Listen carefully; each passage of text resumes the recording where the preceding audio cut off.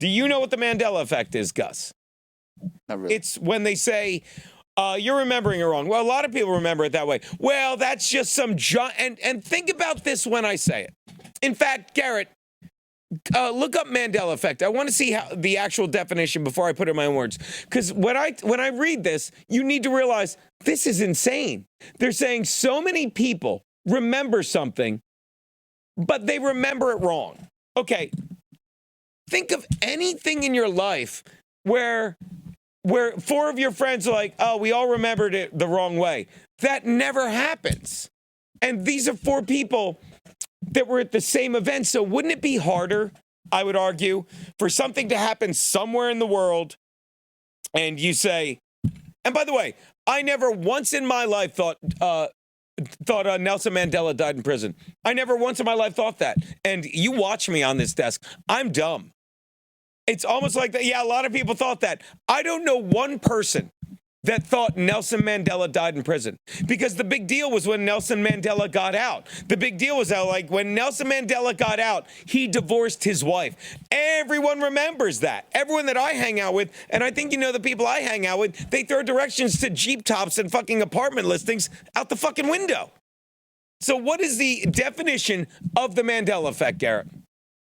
A false memory shared by a large group of people. That makes zero sense. What? How is it a false memory? How does it become a false memory? And you have to realize it's a shared, like, it's everyone remembers. Because supposedly a bunch of people remember hearing Mandela died in prison, and they just thought that. Do you know anyone? Oh, I never bought into this. Exactly. You never bought into the Mandela Effect? Yeah, not really, because I never knew anyone. Well, then let me ask you this. There's also other ones like, is it the Paddington Bears or the Berenstein. Without a doubt. But these are all dumb things. And they're like, Sinbad, oh, another thing is like something with one of the, I think it's the Fruit Loops. Frank, now I thought of Frankie. Fruit Loops. Something with Fruit of the Loops. Nope. And Fruit you of the said Loom. it. And this is the point, the video I sent you where it says, Gino, if this is true, Gino's right. What makes more sense? That people would suddenly all misremember something, right? I'm just asking. Or people would not want you to remember what everyone remembered, and they would convince stupid fucking people that we all remembered it wrong. Okay, show this video about the Fruit of the Loom thing, Garrett. See, the lady that actually proved the Mandela Effect is a government experiment. So she was able to prove this? Yeah, so one of the most popular Mandela Effects is the Fruit of the Loom Mandela Effect, where everybody remembers there being a cornucopia on the logo of Fruit of the Loom clothing, but apparently there's not. And this lady was super convinced that there used to be a cornucopia on the logo, but Fruit of the Loom came out and said that they've never had a cornucopia, basically just calling this lady crazy. And Fruit of the Loom even has a post of all the past logos they had all the way back to like 1893, and basically they're trying to prove that they've never had a cornucopia on their logo. But then someone came out and they actually have photo proof of this, that they found a piece of clothing in their closet with the cornucopia on the Fruit of the Loom logo. And then after this, people did more digging and they actually found newspaper articles talking about Fruit of the Loom and how there's a cornucopia around it. Wait, so this is like the first Mandela Effect to really be confirmed? Yeah, then they literally found government documents of the Fruit of the Loom company mentioning a cornucopia, showing that the cornucopia has been a part of the company. So they can't say it's never existed. And since this lady has been able to prove this Mandela Effect wrong, people now think that the government has been using the Mandela Effect to try to see how much history they could erase without the population knowing. The government might come after you now for saying that. You see the late. I'm going to ask a simple question. What makes more sense? And you just said it, Gary. You're like, yeah, I never bought into it. But you understand, it's like, that's what they do. They're like, well, if we can make people just say, oh, that never happened. I'll say it again. There was an episode of the $25,000 pyramid where fucking Alan Alda said to a black man, dough. And the black guy said, knob. And Alan Alda fell on the ground, fucking laughing hysterically that he thought dough knob. And and a lot of people remember it. In fact, watch this, Garrett, and we've done this before, but humor me. Google Alan Alda dough knob, and I guarantee something comes up because so many people remember it.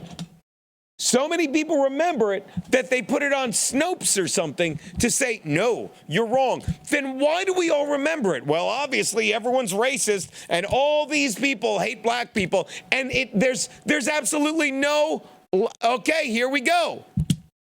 And it was never Nipsey Russell. I loved him. Let's go. Let's read it. Many of you grew up being taught that there's only one correct way to speak our native language, and that people who don't speak like us demonstrate a deplorable lack of cultural education. Stop right there. Do you understand what they're doing? They're saying, like, look how racist people are. Racist people fucking remember a black guy saying "dough knob," and it never happened. It happened. It happened, okay? As such, dialect speakers are commonly characterized as being of lower intelligence or just plain lazy. Again, they're trying to fucking fuel white guilt here. And the characterization is often used to stigmatize members of certain racial, ethnic, or national groups. In particular, okay, Jesus Christ, linguistics arrogance has historically been a tool wielded by racists. Oh my God, who wrote this? Do you understand? Snopes, an urban legend about a game show contestant, fits this pattern. One in which a laugh comes at the expense of a black game show contestant whose speech patterns, see how they're telling this? Whose speech patterns trap him into making the wrong word association. Already, this thing that didn't happen. Trap him. What's that? He's a victim of this thing. He's a victim. Yeah. Because we're white. His chance to earn some money, easy money. And by the way, guy sued. The story is this guy that never happened sued them. Because think about it, like you have 10 seconds to win money, right? And the guy, you're my partner, and I'm trying to fucking guess Joe what, and you're on the ground laughing. Alan Alda was on the ground laughing hysterically, and the guy's like sitting there like, he doesn't know what's going on. He's like, I'm trying to win money. And he Why do sued. you think Doe's so funny? I don't know. His chance to earn some easy money is blown because he talks differently. Then the show's white celebrities and audience. Not only does he lose the cash, he's also roundly laughed at. His humiliation is crushing and immediate, and he attempts to strike back by suing over his embarrassment. Can I say something about the 20 minutes of text I just read?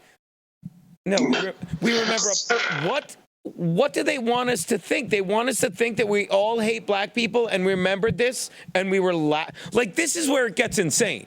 You didn't see this. This didn't happen. I did. I saw it. I remember. Was it the day Mandela died in prison? Do you understand? There's no one in my life that ever thought Nelson Mandela died in prison. There's no one, like, do you ever remember a time someone like, didn't he die in prison? Like, every Mandela effect, I don't even know what it is. Like, even this Captain Crunch shit, go to some Mandela effects. Like, Captain Crunch, who cares how they spelled it? It's not like I'm sure of how they spelled it. But what they say is, wasn't it spelled, they don't say, it's not like you're going like, hey, they changed the spelling of the Captain Crunch box. They're like, hey, how did they spell Captain Crunch? And half of the people remember it one way, and half of the people remember it the other way. Like, it's the Mandela effect. No, it's a wrong answer. That's all it is. No one's ever like, it's not like they went, no one ever said, I'm sure it's spelled this way. I remember vividly. They're like, I think it's this way. No, it's the other way. You misremembered. I guessed wrong. Hello. Yes, I saw you missed your call, Keanu. We were talking to Frankie and Living Urban Legends. I have terrible news. That's what I figured. No. Oh, dear. Thank you, Gus. What happened now, Angel? I have to call off the wedding. I seem to have lost the ring. Where could you have lost the ring in the 2 hours I'm gone and you should be sleeping because you haven't slept in days? What? Nice. What ring? Your ring. The wedding ring, the engagement ring you were wearing on your finger when I left. I don't know what you're talking about. All right. Well, I don't know where it is then. I don't know what to tell you. Who here thinks that you even gave me a ring? Okay. I gave you a ring. Remember, like you call in every day. I never remember you giving her a ring. But she just. Oh, I see now. Hold on. No. I gave you a ring. We all remember. Don't we all remember that? Who, Keanu? Nelson Mandela. Don't do it. She's Died in trouble. prison. You gave me a cornucopia. That's right. I gave you a cornucopia of problems. All right. Well, there you go. I guess it was a Mandela effect. Gino, I just sent you videos to Facebook last night into Compound Media. She hung up. Thanks, Frankie.